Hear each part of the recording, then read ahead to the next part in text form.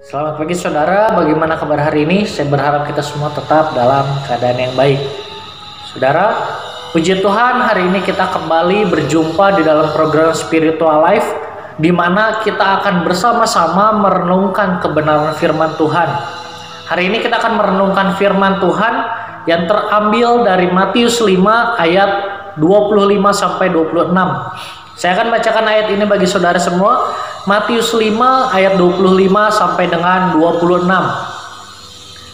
Segeralah berdamai dengan lawanmu selama engkau bersama-sama dengan dia di tengah jalan, supaya lawanmu itu jangan menyerahkan engkau kepada hakim, dan hakim itu menyerahkan engkau kepada pembantunya, dan engkau dilemparkan ke dalam penjara. Aku berkata kepadamu, sesungguhnya engkau tidak akan keluar dari sana sebelum engkau membayar hutangmu sampai lunas. Saudara, pada perenungan kemarin kita sudah melihat bahwa membunuh itu bukan hanya berbicara tentang pembunuhan fisik, tetapi pembunuhan dapat dilakukan dengan menggunakan perbuatan maupun kata-kata kita. Karena itu penting bagi kita untuk berusaha menjaga perdamaian dengan sesama kita. Dan hari ini kita akan merenungkan bahwa ada dua tanggung jawab yang harus kita lakukan. Yang pertama yaitu tanggung jawab sementara. Apa itu tanggung jawab sementara? Tanggung jawab sementara adalah tanggung jawab yang harus kita tanggung selama kita hidup di dalam dunia ini.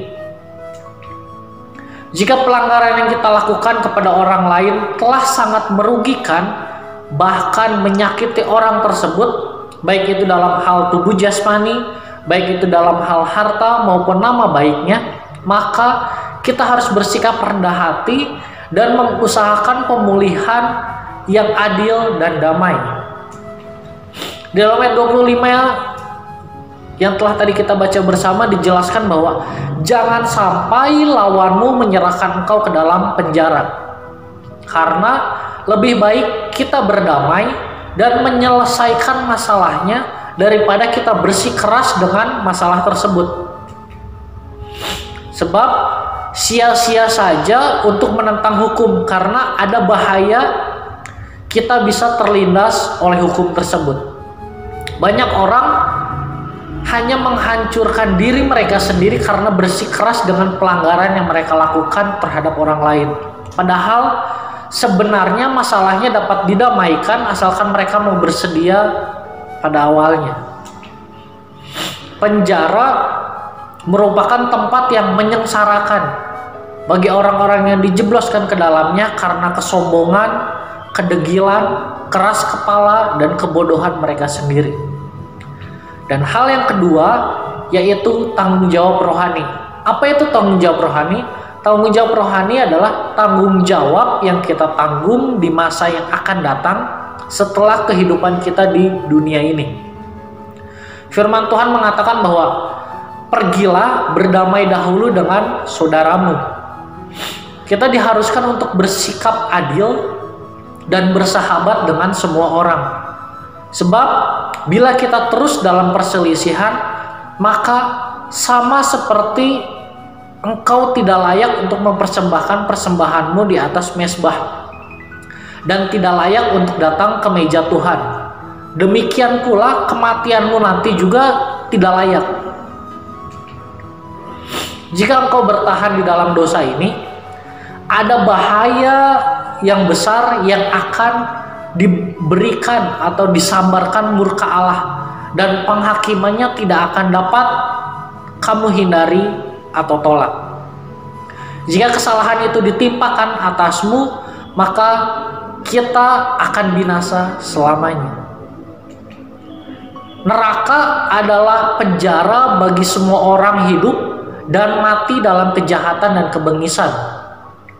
Bagi semua orang yang hanya mencari kepentingan diri sendiri, dan dari penjara itu tidak ada penyelamatan, penebusan, dan jalan keluar lain lagi sampai selama-lamanya.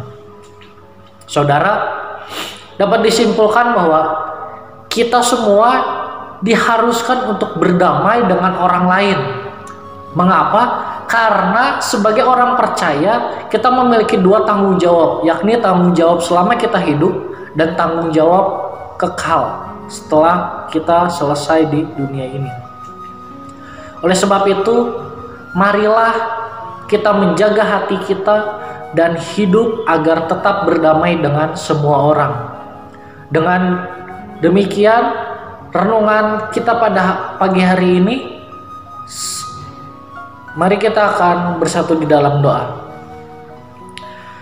Bapak, kami bersyukur buat pagi hari ini. Terima kasih buat renungan yang datang kepada setiap pribadi kami hari ini, Tuhan. Terima kasih Tuhan telah mengajarkan kepada setiap kami untuk kami berdamai dengan semua orang, Tuhan. Dan ajarlah kami dan berikanlah kami kerendahan hati kepada hidup kami untuk kami bisa meminta maaf jika kami melakukan kesalahan dan berbesar hati untuk menerima permohonan maaf orang lain yang datang kepada kami, Tuhan.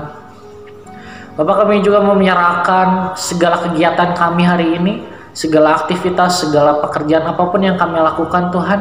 Kami serahkan semua ke dalam tangan-Mu. Hanya di dalam nama-Mu kami sudah berdoa dan mengucap syukur. Haleluya. Amin. Selamat pagi, selamat beraktivitas. Tuhan Yesus memberkati.